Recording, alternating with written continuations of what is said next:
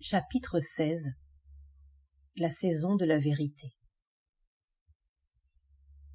Reste l'irritant secret du passage de ce corps de lumière à ce corps d'ombre, de ce corps de vérité à ce corps mortel. Nous avons parlé de transfusion ou de résorption peut-être de l'un dans l'autre, ou de transmutation encore de l'un par l'autre.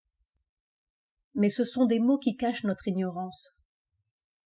Comment cette écorce, comme disait celle qui continue l'œuvre de Sri Aurobindo, et qui tente la périlleuse aventure, le grand saltus final de l'évolution matérielle, comment va-t-elle s'ouvrir, céder la place à cette fleur de feu longtemps mûrie?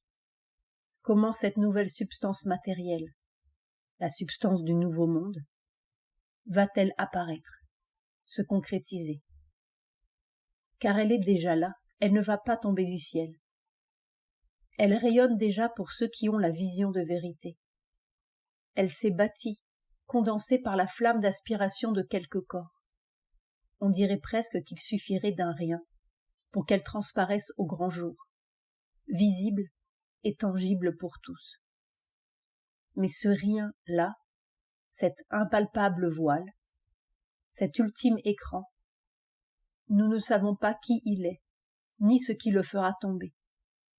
Ce n'est rien vraiment, c'est tout juste une écorce, et derrière, palpite et vitre le monde nouveau, si intense, si radiant, chaleureux, d'un rythme si rapide et d'une lumière si vivante, tellement plus vivante et plus vraie que la lumière actuelle de la Terre, que l'on se demande vraiment comment on peut encore vivre dans cette vieille substance racornie, étroite, épaisse, maladroite, et que la vie entière telle qu'elle est apparaît en effet comme une vieille écorce sèche, mince, plate, sans couleur, une sorte de caricature de la vraie vie, une image en 2 dimensions d'un autre monde matériel plein de profondeur et de vibrance, de richesse de sens superposés, fondus, de vie réelle, de joie réelle, de mouvement réel. Là, dehors, ce sont comme des petits pantins d'êtres qui se meuvent, des ombres chinoises qui passent, éclairées par quelque chose d'autre, projetées par quelque chose d'autre qui est la vie de leur ombre, la lumière de leur nuit, le sens sacré de leurs petits gestes futiles, le corps vrai de leur silhouette blafarde. Et pourtant, c'est un monde matériel, matériel, matériel. Ce n'est pas une fiction glorieuse, pas une hallucination aux yeux clos, pas une vague auréole de petits seins. C'est là. C'est comme la vraie matière, disait Sri Aurobindo. Ça cogne à nos portes. Ça veut être à nos yeux et dans nos corps. Ça martèle le monde, comme si la grande image de toujours voulait entrer dans la petite. Le vrai monde entrait dans cette caricature qui craque de tous les côtés. La vérité de la matière entrait dans ce revêtement mensonger et illusoire. Comme si, vraiment, l'illusion était de ce côté-ci, dans ce faux regard de la matière, cette fausse structure mentale qui nous empêche de voir les choses comme elles sont. Car elles sont déjà vraiment, comme la rondeur de la lune est déjà, seulement cachée à notre regard d'ombre. Cette solidité de l'ombre, cette efficacité de l'illusion, est probablement le petit rien qui empêche. Est-ce que la chenille pouvait s'empêcher de voir un monde linéaire, tellement concret et objectif pour elle, tellement incomplet et subjectif pour nous? Notre terre n'est pas complète, notre vie n'est pas complète, notre matière même n'est pas complète. Elle cogne pour devenir entière et ronde. Il se pourrait bien que tout le mensonge de la terre soit dans ce regard faux, qui entraîne une vie fausse, une action fausse, un être faux qui n'est même pas, qui crie pour être, qui cogne à nos portes et aux portes du monde. Et pourtant, cette écorce, elle existe, elle souffre, elle meurt. Ce n'est pas une illusion, même si derrière, se trouve la lumière de son ombre, la source de son geste, le vrai visage de son masque. Qu'est-ce qui empêche la jonction? Peut-être, simplement, quelque chose dans la vieille substance qui se prend encore pour son ombre au lieu de se prendre pour son soleil. Peut-être s'agit-il seulement d'une sorte de transfert de notre conscience matérielle, de son passage total et intégral de la petite ombre à la grande personne. Un passage qui est comme une mort, une bascule dans une autreté si radicale que c'est comme la désintégration du vieux bonhomme.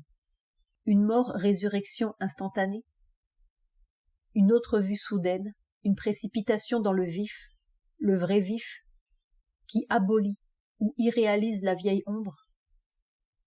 Tout le chemin, le simple chemin, est peut-être seulement de s'apercevoir de ce qui est déjà là, et d'apprendre à avoir confiance. Mais cette écorce obstinée, cette vieille matière illusoire partout sous nos pieds, continue d'être, au moins pour les autres. Le critère de l'objectivité, ce que nous appelons le monde comme il est sa perception généralisée.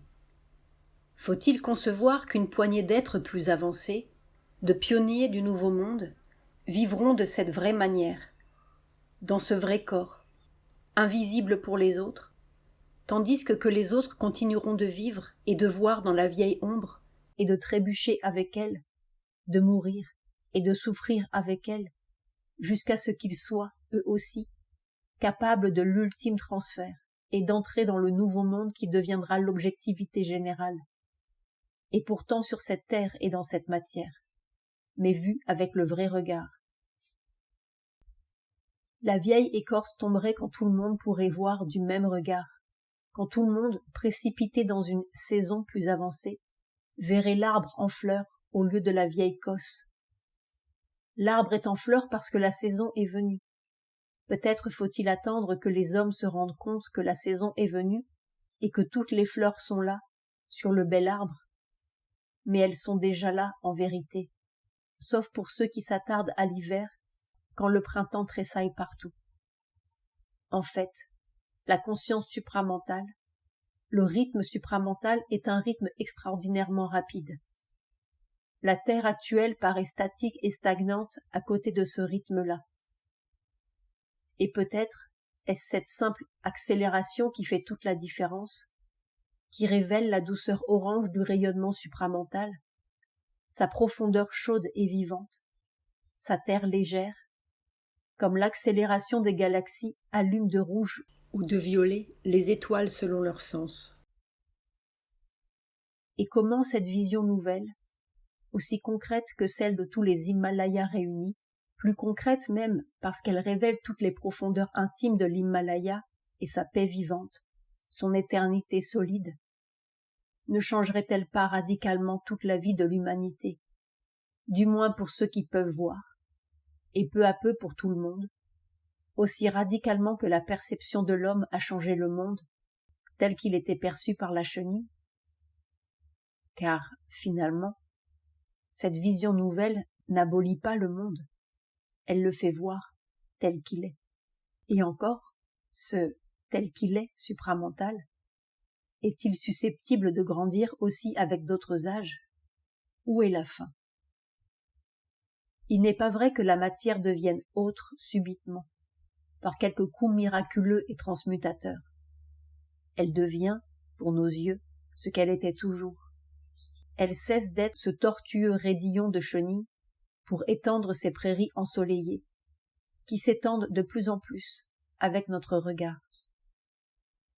La vraie matière, la matière supramentale, attendait depuis toujours notre vrai regard. Seul le semblable reconnaît le semblable. La saison divine nous attend sur la terre, si nous consentons à reconnaître ce semblable dont nous sommes seulement une semblance. Et tout le problème de la transmutation se repose. S'agit-il d'une transmutation de la matière ou d'une transmutation de la vision? Il s'agit des deux, sans doute, mais c'est le changement de vision qui déclenche le changement de matière. Le changement de vision qui permet une nouvelle manipulation de la matière. comme nos yeux d'homme ont permis une nouvelle manipulation du monde. Et ce changement de matière, semble-t-il, n'est possible que si l'humanité dans son ensemble, ou une proportion suffisamment puissante du grand corps terrestre, parce que nous sommes un seul corps, nous l'oublions toujours, consent à respirer le nouvel air, à s'imprégner de cette sève-là, à cesser de croire à ces fantômes et à ces peurs et à ces vieilles impossibilités mentales. Et nous pouvons croire. Nous pouvons voir même que ce changement de vision est contagieux. Il y a une contagion de la vérité, une irrépressible expansion de la vérité. C'est elle qui fait craquer nos moules et nos consciences, et nos lois et nos systèmes, nos pays sous son invisible pression dorée. Il y a un coup de saison solaire sur le monde qui fait vibrer notre âge et l'affole sous son afflux de vigueur. Et la vérité de quelques-uns contraindra tout le reste à changer, aussi simplement, aussi inévitablement que la première touche du printemps se propage de branche en branche et éclate de bourgeon en bourgeon.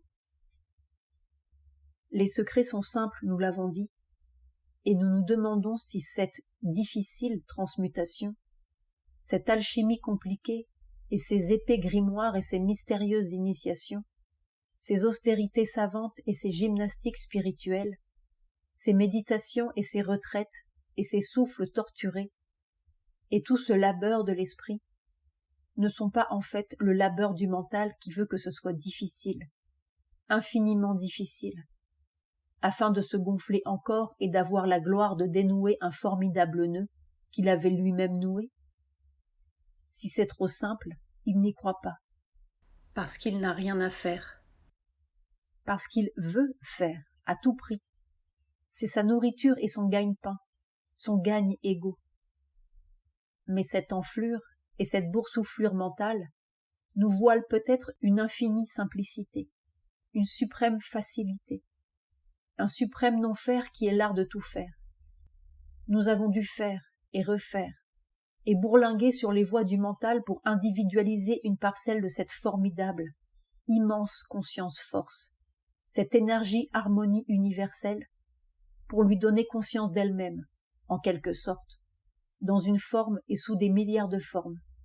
Mais au bout du long périple de la petite flamme, le temps ne vient-il pas de faire craquer le moule qui nous avait aidés à grandir, et de retrouver, dans un petit centre d'être, un petit point de matière, dans une petite note claire, la totalité de la conscience et de l'énergie et de l'harmonie, et de laisser ça faire, et ça changer nos yeux, et ça imprégner nos tissus, et ça élargir notre substance, de laisser jouer un suprême enfant en nous qui court par les grandes prairies du monde et qui ne demande qu'à jouer avec nous et pour nous si nous voulons, parce qu'il est nous.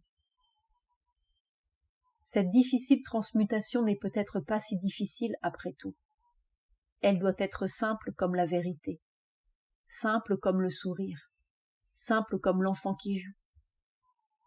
Il s'agit peut-être seulement de savoir si nous voulons prendre le parti de la difficulté, le parti du mental qui se gonfle désespérément pour tenter de s'élargir à la taille de l'univers, le parti du « mais » et du « pourquoi » et du « comment » et de toutes les lois implacables qui nous étranglent et nous étranglent dans notre camisole de force mentale, ou le parti d'un je ne sais quoi qui glisse dans l'air, qui pétille dans l'air, qui cligne de l'œil à tous les coins et sous toutes les rencontres, toutes les choses, toutes les vétilles de la banalité du jour, comme pour nous entraîner dans un indicible sillage d'or où tout est simple et facile et miraculeux.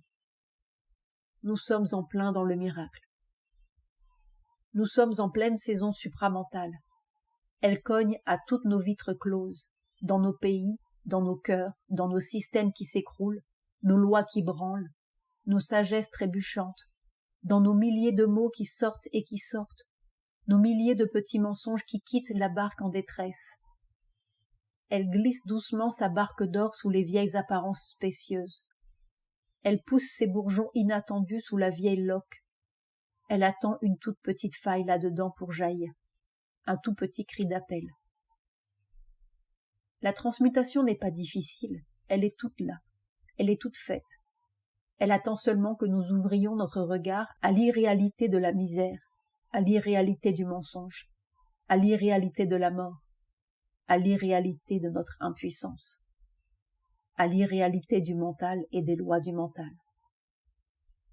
Elle attend notre saltus radical dans cet avenir de vérité, notre rébellion en masse contre la vieille cage, notre grande grève de la mécanique.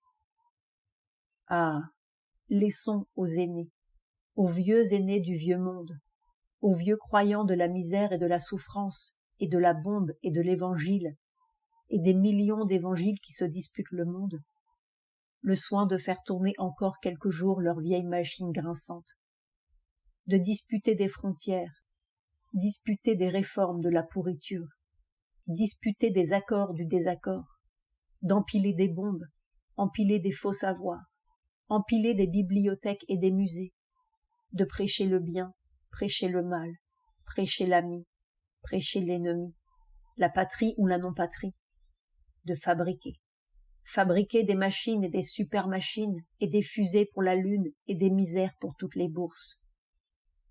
Laissons-leur les derniers soubresauts du mensonge, les derniers cris de la pourriture, nous qui nous moquons des patries, moquons des frontières, moquons des machines et de tout cet avenir d'emmuré, nous qui croyons en quelque chose d'indicible et de léger, qui cogne aux portes du monde, qui cogne dans nos cœurs, en un avenir tout neuf, tout clair, tout vibrant et merveilleux, sans frontières, sans loi, sans évangile, par-delà toutes leurs possibilités et leurs impossibilités, leurs biens et leurs maux, leur petit pays et leurs petites pensées, nous qui croyons en la vérité, la suprême beauté de la vérité, la suprême joie de la vérité, le suprême pouvoir de la vérité.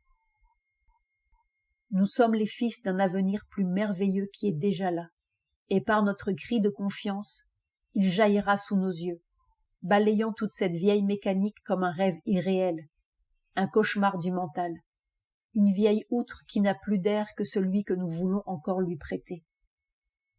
La transmutation est à faire dans nos cœurs, la dernière révolution à accomplir. La révolution supramentale de l'espèce humaine, comme d'autres avaient fait la révolution humaine parmi les singes. Sa grande révolte contre la mécanique, sa grande grève du savoir mental et du pouvoir mental et des fabrications mentales, de la prison mentale. Sa défection en foule du vieil engrenage de la douleur, et son cri d'appel à ce qui doit être, son simple cri de vérité dans les décombres de l'âge mental. La vérité, la vérité, la vérité, et rien que la vérité. Alors la vérité sera, parce qu'elle est simple comme un enfant et qu'elle répond au moindre appel. Et elle fera tout pour nous. Pondichéry, 20 août, 13 novembre 1970.